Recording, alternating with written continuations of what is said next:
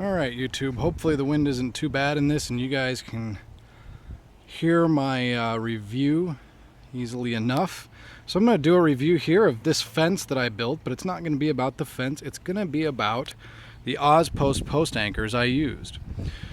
So I'll tell you, so if you want the quick opinion, I would definitely recommend them. I have recommended them to a couple of people. I've helped somebody do a couple of little small sections of fence with them since I put this in, but I'm going to go through a couple of things about them that they tell you about, and then it may not be exactly what you're thinking.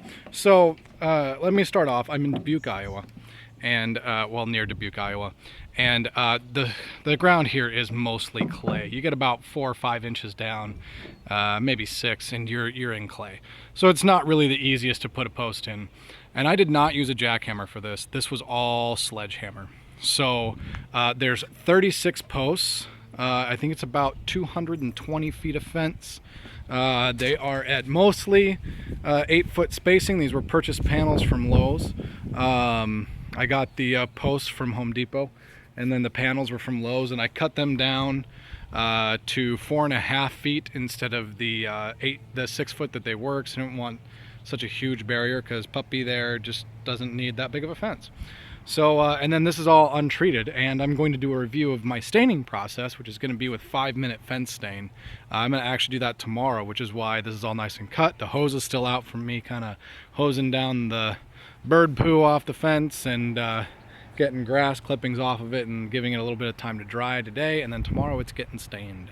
So anyway, on to Ozpost. So I'm going to show you how I installed them. I got them down to the very top for the full receiver to be showing up outside of the ground, and I don't mind that look at all. You know, this I actually really like. I think it looks a little bit industrial, maybe, you know, it looks pretty tough, but these are the what is it, the T28s or whatever. They're the longer one that are designed for the 6-foot privacy fence. Since I didn't have a 3-foot and it's going a little taller, I want to make sure that this was really nice and secure. I have 2 gates, a 4-foot and a 6-foot, and I want to make sure that this was nice and secure. So I'll try and move it here, but I'll tell you, I mean, I would say it moves less than most of the concrete ones that I've seen. And I guess, you know, it's probably hard to see because I'm probably shaking the whole camera the whole time anyway. But I mean, this is a really, really, really solid fence. It seems just about as sturdy as you could get. And you know, the confidence, I wasn't 100% sure. And I'm like, okay, so I'm doing a couple of gimmicky things with this fence, and you know, I'm not a professional. This is actually my first fence install. So I was a little worried. And truth be told, after I put the first one in the ground, I was under no delusions that these posts would hold up. And I do have quite a bit of wind up here. Usually I'm up on a hill, and I'm near the Mississippi River, so we get quite a bit of wind. I mean, up to, you know, 25-30 miles an hour, just straight line winds up here, you know, during the day sometimes. So I put these in with a sledgehammer. They're going to tell you on the website, put a piece of 2x4 in there and tap in the post. And I think that might work really well at the beach. But if you are a regular person and with a regular yard and it's not perfect and doesn't have just lovely well-tilled soil, that's not gonna work. That'll work for one post. So we put in one post with that and it worked great. We're like, okay, awesome, let's put in another. And so we started putting in another, and it just started obliterating that chunk of 4x4. And I'll tell you what, we ended up driving it through. So that little flange that crosses, why am I doing that? That little flange that crosses at the bottom of the Ozpost, where your 4x4 is going to sit in, yeah, it drove it all the way through that, split it, and just kept, you know, basically driving it into that.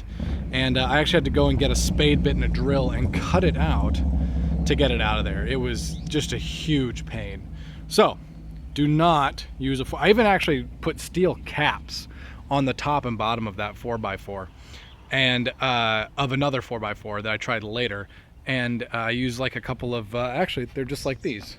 I used 2 of these little deck things that hold like a post here on the deck, like on my old wooden deck that is getting replaced this year too. And that's probably going to get OzDeck, by the way, because the person who owned this before me, this is just a rail system on the ground. So I will tell you that didn't work either. It obliterated the 4x4. It didn't cut into the flange, so that was nice, but it just obliterated the 4x4. So unless you want to replace the 4x4 for every post, or if you put steel on it every other post, I don't recommend it. If you're putting in 1 or 2 posts, sure, take a 6-foot 4x4, cut it into a bunch of 8-inch chunks, and then you know, put your fence up and you're done. Just swap it out every time. However, if you're like a regular person and you're doing a full fence, what I did is I went to a local store called Steel Mart. And at Steel Mart, they have a scrap bin, and a lot of your steel stores will do this. A lot of places that sell just, you know, raw material steel, and they also do aluminum. Shop smart, shop Steel Mart. So I went over there and I found this. This is my 3-inch diameter solid carbon steel rod. Now, this is not a hardened steel rod, but to give you an idea of the amount of force that you're putting into it, this top here, you can see all my hammer marks, was nice and flat like this. Now it's dirty because we were using it in another project, but it was cut off with the hacksaw right there, just like that, when we started. And this thing's about 32 pounds. And we got it down to this. And you can see how much that has mushroomed out. So, I highly recommend doing something like this. This thing cost me $12. The other option is just getting a jackhammer, but the jackhammer kit is like 60 bucks, and then running a jackhammer is about 60 bucks a day, or like 130 for the weekend that I had here local. So that really was dumb for me when I knew I wasn't going to finish in one weekend, and honestly, it took me quite a while just because of logistical issues. Not really anything with the Ozpost. But other than that, I can say I would definitely recommend it. I enjoyed it. I put in pole barn screws to fasten the post to the bottom. So there's 8 pole barn screws in each one.